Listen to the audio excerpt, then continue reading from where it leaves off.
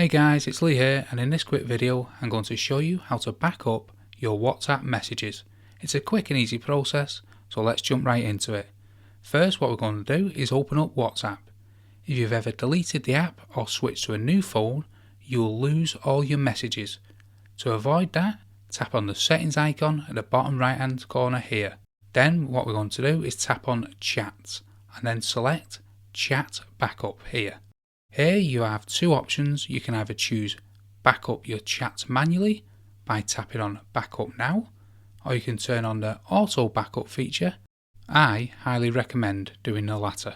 That way your chats will be automatically backed up on a regular basis and you won't have to worry about losing them. To turn on the Auto Backup feature, toggle the switch to On.